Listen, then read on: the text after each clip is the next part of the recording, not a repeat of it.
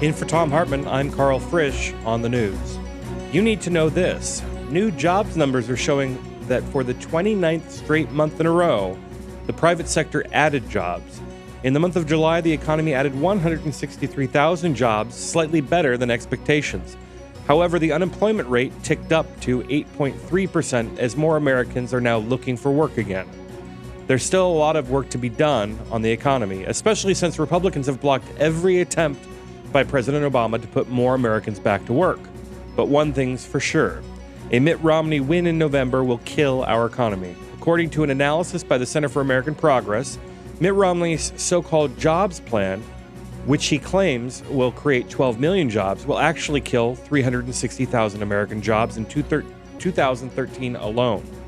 That shouldn't be too surprising coming from a guy who ranked 47th in job creation as governor of Massachusetts, and who made his fortune as a vulture capitalist laying off American workers and shipping their jobs off to China. Mitt Romney, the great American jobs killer. In screwed news, now that House Republicans have officially claimed the mantle of tax raisers, passing a massive tax hike on 15 million working-class Americans this week, they've drawn the ire of religious leaders across America. 60 faith leaders penned a letter to the GOP leadership urging them not to let tax credits expire that help working-class families. In legislation voted on this week, Republicans called for the elimination of the Earned Income Tax Credit and the Child Tax Credit. In other words, Republicans repealed tax breaks for the working class while not touching a single tax break that lets a corporation like GE pay nothing in taxes or gives an oil corporation like ExxonMobil billions in tax subsidies. The faith leaders called the move, quote, simply unconscionable.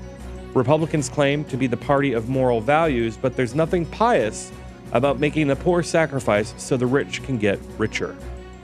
In the best of the rest of the news, it's not the super PACs that are buying our elections. So-called social welfare organizations are.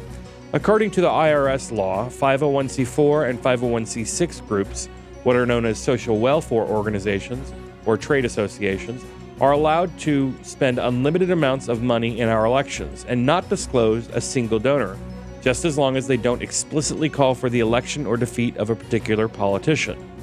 And since the super rich who are trying to buy Republican politicians would rather stay in the shadows, they're increasingly using these quote-unquote dark money groups rather than super PACs, which do have to disclose their donors to influence our elections. According to a new report by Demos and U.S. PIRG, 50% of all outside spending this presidential race has come from these dark money groups. The top 5 dark money groups have spent more than $50 million on television ads so far this election, yet Americans only know where 1% of that money actually came from. For all we know, Chinese business tycoons, Saudi princes, or foreign dictators could be funneling money into our elections to help Republicans and Mitt Romney win. This is the insanity that the Supreme Court gave us in Citizens United. The LIBOR rate rigging scandal, which has the potential to be the biggest financial scam perpetrated in the history of the world, is now reaching its shore in America. So far, only British bank Barclays has been implicated, but now Bank of America, the nation's second biggest bank, announced on Thursday it has received subpoenas from the Department of Justice, the Commodities Future Trading Commission, and the United Kingdom Financial Services Authority, looking into what role the bank may have played in the LIBOR scandal. We now know that as much as $800 trillion, with a T, trillion dollars in the global economy was manipulated by a handful of big banks rigging interest rates, screwing over individual consumers, small businesses, and even entire cities. Let's see if our Justice Department finally holds some banksters accountable. Wednesday was ChickfilA Appreciation Day, an event organized by bigots like Sarah Palin and Mike Huckabee, who want to praise the fast food restaurant chain for its hardline stance against marriage equality and funding of anti-gay hate groups. In response, today is ChickfilA Kissin' Day. Gay rights activists and organizers across the nation will be flocking to Chick-fil-A today to kiss someone of the same sex. We'll see if such open displays of same-sex affection really do trigger the apocalypse most of these bigots keep warning us about. There's more evidence that Republican efforts to combat so-called voter fraud with new ID laws and voter roll purges is nothing more than a scam to kick Democrats off the rolls before November.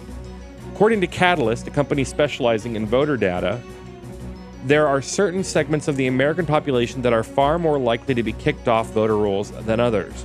The data shows that people living in cities, minorities, unmarried Americans, and the young and old are all being disproportionately targeted by Republican voter purges. Surprise, surprise. All those people tend to vote for Democrats.